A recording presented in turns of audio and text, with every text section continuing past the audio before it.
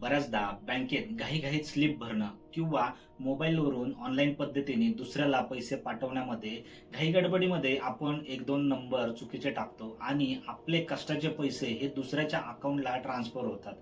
त्यावेळी मनात अशी भीती होती की आता माझे पैसे, माझे कष्टाचे पैसे हे दुसऱ्याच्या खात्यात गेले तर आता मला परत मिळतील की नाही.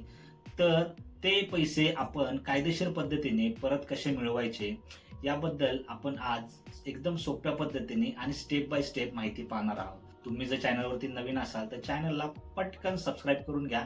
आपण बँक आणि फायनान्स रिलेटेड अशाच सोप्या पद्धतीने इन्फॉर्मेशन आपल्या चॅनलवरती घेऊन येत असतो. सर्वात पहिलं आणि महत्वाचं, पैसे चुकून गेल्याचे समजल्यानंतर अजिबात वेळ वाया घालू नका. तुम्हाला जो डेबिट पडलेला मेसेज आहे त्यातील ट्रान्झॅक्शन आयडी हा जपून ठेवा किंवा तुम्ही जर बँकेत जाऊन स्लिप भरली असेल तर त्या स्लिपची झेरॉक्स किंवा मोबाईलमध्ये फोटो काढून ठेवा. 2. तुमच्या बँकेशी संपर्क साधा. ज्या खात्यातून तुमचे पैसे कट झाले आहेत त्या ब्रांचला जाऊन लवकरात लवकर त्या बँकेच्या मॅनेजरला भेटा. त्यांना लेखी अर्ज द्या. अर्जामध्ये काय लिहावे? तुमचा खाते नंबर, ज्या खात्यामध्ये चुकून पैसे गेले आहेत तो नंबर, तुम्ही ज्या तारखेला पैसे पाठवले आहेत ती तारीख, तुम्ही किती अमाऊंट पाठवली आहे ती. बँक लवकरात लवकर त्या दुसऱ्या खातेदाराशी संपर्क साधण्याचा प्रयत्न करेल आणि तुमचे पैसे तुमच्या खात्यात लवकरात लवकर यावे याचा प्रयत्न करेल. आता तुमचे पैसे किती वेळात परत येतात हे 2 गोष्टींवरती अवलंबून आहे.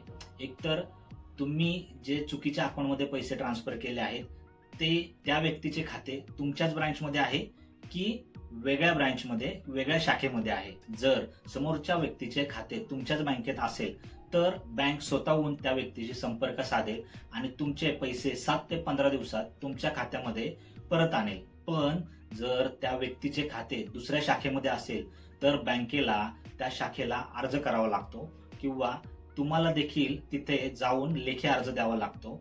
त्यानंतर ती बँक, ती ब्रँच त्या व्यक्तीशी संपर्क साधते आणि मग त्यानंतर तुम्हाला तुमच्या अकाउंटमध्ये 7 ते 15 दिवसात पैसे येतात. बँकेने रिक्वेस्ट करून सुद्धा समोरचा व्यक्ती जर तुम्हाला पैसे परत करत नसेल तर तुम्ही काय कराल? तर काही कायदेशीर मार्ग आहेत ज्यामुळे तुम्हाला तुमचे पैसे परत मिळण्यात मदत मिळेल. पहिलं म्हणजे बँकेकडून मिळणारी मदत.